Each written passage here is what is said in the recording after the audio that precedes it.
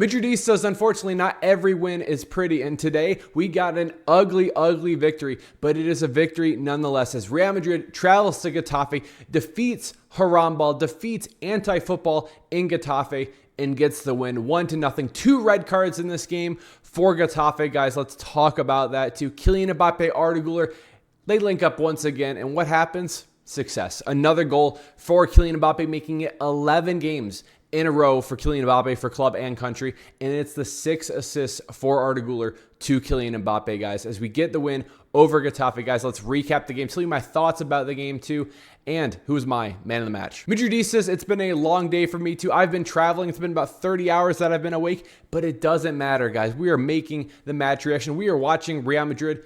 It was a little Harambal out there. It was a little Harambal. Probably could have been taking a nap in that first half, but it's a victory nonetheless. But guys, let's talk about the game right now. In the beginning of this game, half, pretty ugly. Pretty ugly half. We actually got to see an interesting starting 11. You know, when I mentioned it in the match preview, I said, I don't expect Kylian Mbappe to be starting. Hand up, double hand up. I was wrong. I was wrong because, you know, coming out of international break, Kylian Mbappe, he was hurt. He was still recovering. He did train the day before. So I was like, maybe there's a chance that he might actually get some game time. Not only does he get game time, he plays the entire game today. Take a look with me at the squad list. Kylian Mbappe gets the start up top. Rodrigo actually gets the start. I thought that was a surprise. Jude Bellingham, Franco Mastantuono make up the midfield as long with Camavinga and Tchouaméni. Alvaro Carreras, David Alaba getting a start today. Picks up a knock too. Looks like it's a muscle injury. So something to be keen on with him too. Eder Militao, Fede Valverde, and then Thibaut Courtois make up the starting 11. Couple of interesting things with that starting 11. No Arda Guler, no Vini Jr. out there too. You know, we saw that Dean Howson was going to be out. I wasn't sure if Franco Mastantuono was going to be getting the start. And here's the thing with Franco Mastantuono. He was poor. He was very, very poor today. I did not rate that guy at all. You know, Franco, for me, is still a future project for Real Madrid. I think he can do a lot of very good things, but right now, I'd rather be seeing Rodrigo at the right wing. I think that we're probably a better team there. I'd almost rather be seeing, too, I know Ceballos was out of this game because of an injury. I'd rather be seeing another midfielder and us rocking the 4-4-2. If you disagree with me or agree with me, or if you think Franco Mastantuono should be starting, let me know in the comments. Very curious to hear about you, what your thoughts are, because for me, I think when Arda Guler and Jude Bellingham are back in the starting 11, this starting 11, this midfield, a Jude Bellingham, Camavinga, Tchouaméni, and then adding in an Arda Guler is what I would like to be seeing instead of Franco Mastantuono starting. Because again, guys, today I just was not impressed with the guy. I thought he looked sloppy out there. I thought some of the touches were very poor. His ass was on the ground a lot. His ass was on the grass too much. Didn't like what I was seeing from Franco Mastantuono. And really, I didn't like a lot of what I was seeing at all from any of the Madridistas out there. The only player that I wanted to highlight in the first half that I actually thought was doing good was Camavinga. I thought Camavinga was very, very good in the first half. I thought defensively, I thought he was recovering very well. This was one of the first starts he's actually had. He only played 65 minutes today. I thought he had a very, very good game overall. I was very happy with him too. And my issue at halftime when it was 0-0, I was saying that, you know, we are clearly missing the presence of an Arda Guler in the midfield. Yes, we created some opportunities too. Take a look with me. We had 76% possession in this one too. And we had 9 shots. But when we take a look at the 9 shots, right? Look at where some of these are. Way outside the box, outside, outside, outside. So you have 4 shots way the hell outside the box that aren't even close, right? Some of them aren't even on target out there. And the thing is, that makes the numbers look a lot better than they were. We had 0 big chances in the first half. We were really not being that creative out there. That is why having an Arda Guler in that starting 11 is so big for Real Madrid. That is why I think he was the missing piece that we didn't have him last season. So actually getting him back into the game later today, it made a huge impact. But we'll talk about that in just a second.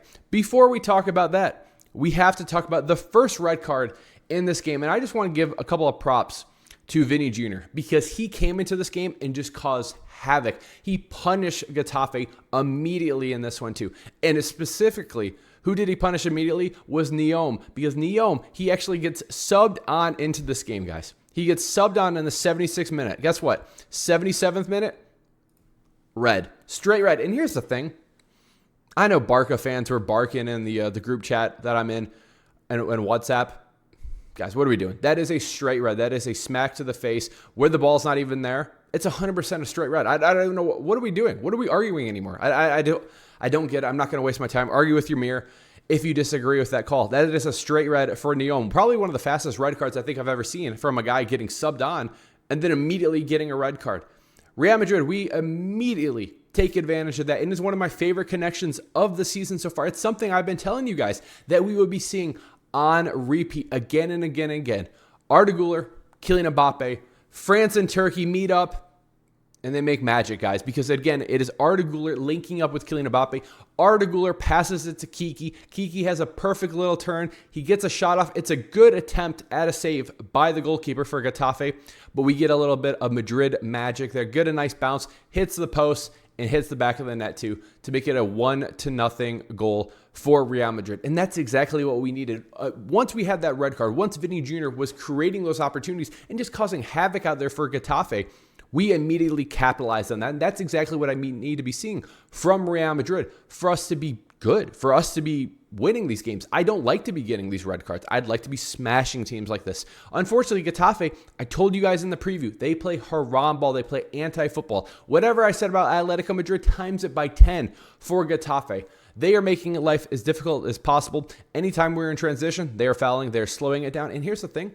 You have to give them credit because that's what they do, and they do it at a very, very high level. That's why over the past couple of games when we've been playing them, it's a 1-0 victory for Real Madrid. It's a 1-0 victory for Real Madrid today. It was a 2-0 victory for Real Madrid. We're not blowing this team out. This is a very difficult team to play, and it's a very difficult team to play away from home. We went to Getafe and won the game 1-0. But we almost choke it away. Again, Vini Jr. causing havoc out there, earns the second red for Sancris. In my opinion, it's a clear foul. Does Vini make the most of it? Absolutely. That's the one thing I hate about football is that these players are, if they get fouled, they're going to go down to the ground. Because if Vini doesn't go down to the ground, he's not earning the second yellow, and it's not happening. They're going to say carry on and move on. I wish we weren't flopping. I wish we would kind of be a little more manly out there when it comes to some of this too, and maybe just be a little bit tougher. I understand what it is in football. You got to call it like I see it. I don't like it. I understand it. And we just move on. Clearly, a second yellow, and Sancris is out. So Getafe, it looks like Mallorca versus Barcelona now, where they are down to 9 men. Unfortunately, this is where I have issues with Real Madrid. We do not have the killer instinct that I am looking for Real Madrid to be successful, because games like today, chances like we gave Getafe today, will come back to bite us in the ass. It will turn what should be an easy game for 3 points to 1 point to maybe even 0. Because unfortunately, right at the end of this game, Getafe, even though they're down to 9 men, they get a long throw in, and then they have a clear opportunity at goal, and we need Thibaut Courtois, the best goalkeeper in the world, guys, to come in absolutely clutch for us. This is why I tweet out, I love Thibaut Courtois, because the guy comes absolutely clutch for us. But here's the thing. He should never, ever need to be making this save at this moment in the game. We lack that killer instinct. We lack getting that second goal. We lack locking it down, closing it down, deading the game. We are very lucky, honestly, to be getting the 3 points today after what I saw right at the end of the game. And that's something I think that we need to be working on a lot more, because I'm just not satisfied when it comes to winning the game 1-0 and getting scared shitless right at the end of the game. I'm not satisfied with that. And honestly, neither should you. I'm happy with the win. Obviously, I will take the 3 points. When we look back on this, we will see 3 points and we'll move on. But it's opportunities like this that scare me when it comes to Real Madrid, because I have seen it time and time again where just until that final whistle is blown, we have to be going full strength. We have to be deading the game. We have to be looking for that second goal. Sometimes the best defense is offense, guys. I think that's something I live by. I think that's something Real Madrid should live by, and something you guys all should be living by too. But we get the win at the end of the day. I am happy. We're coming off an international break. Some players are a little more fit than others. Some players are a little bit rusty. Either way, it doesn't matter. We travel to Getafe, get the 3 points, get the victory, and then we got the big one next weekend. El Clasico, Barcelona coming home to the Santiago Bernabeu, and hopefully we are absolutely smashing that team. But guys, let's talk, before we talk about that game, we'll be talking about that a lot more this week too. Let's talk about some interesting stats that we actually got. Some of the players I really wanted to highlight too. 11 consecutive games for Kylian Mbappe scoring. This guy is on another level, and honestly, I think we also need to be highlighting a couple other players in the world right now. Erling Haaland is at another level too. His numbers are a little inflated because of Norway, some of the opponents that Norway's actually been facing. when it comes to Erling Haaland, he's absolutely crushing some of these opponents when it comes to Norway. But that guy is on another level right now. Harry Kane is at another level. But I still would choose Kylian Mbappe. I think Kylian Mbappe, I think it was 50 goals in total for 2025. Remember the flop? Remember the flop coming to Real Madrid? Remember Eden Hazard 2.0, whatever they want to be calling it? I don't think so, guys. I don't think so. Kylian Mbappe, again, 11 consecutive games. 11 consecutive games for club and country, getting at least a goal. He's had multiple goal games a couple of times. He's had a hat trick, I'm pretty sure, too. The guy's at another level. And then Arda Guler. I told you guys. I said it, man. I think I even tweeted it, too. I said I think that we might be seeing Arda Guler getting 20 assists this season in La Liga. Think about that number. Think about that number. How insane that number is. I don't even know how many assists, but I do know he has 6 assists so far for Kylian Mbappe in La Liga, which is an insane number. The guy's honestly probably going to be close to like 30 GA this season, which is absolutely insane for this kid, getting really his first ever true opportunity to be playing consistently for Real Madrid. Xabi Alonso has absolutely unlocked Arda Guler. I am so happy for him. I think the kid absolutely deserves it too. He comes on today, makes an immediate impact. I wish he would have started today. I understand rotation's good. I understand we're still trying to figure some things out. But Arda Guler comes on, makes an immediate impact. And once again, it is the Arda Guler and Kylian Mbappe link up that we all need. I need that shit on repeat, man. I need that on repeat too. The other thing I wanted to be talking about. I rated Camavinga today. I thought Camavinga was very, very good in that first half. His recoveries, I thought some of the tackles were fantastic from Camavinga. This is what we need. This is a huge year for Camavinga. And seeing what his potential is. Is he somebody who's going to be consistently in that starting 11? Or is he a player coming off the bench? What do you guys think? I want to hear from you in the comments too. I thought games like today, when you see 65 minutes of brilliance, in my opinion, from Camavinga, I was very, very encouraged with what I was seeing from him today. I was very happy. Was he my man of the match? No. You just have to give it to Vini, man. You have to give it to Vini. Vini came on into this game. He came on as a sub for Franco Masantuono and immediately made an impact. Did he get a goal? No. Did he get an assist? No. But what he did, he caused absolute havoc for Getafe, getting a straight red for Neom, picking up the second yellow for Sencrease, having a good couple of beautiful passes out there too that I love to see. And honestly, he was just an absolute menace for Getafe.